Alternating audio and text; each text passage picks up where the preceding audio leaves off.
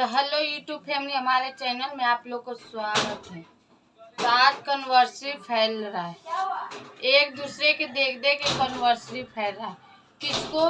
तो विष्णु राज को देखकर आज लक्ष्मण भी कन्वर्सी फैला रहे। वो अपनी पत्नी से तलाक लेना चाह रहे और विष्णु राज भी अपनी पत्नी से तलाक। तो ये लोग तलाक नहीं खेल रहे पत्नियों के साथ, ये लोग पत्नियों के हलाल करने के उम्मीद में लग रहा है व्यूज के लिए।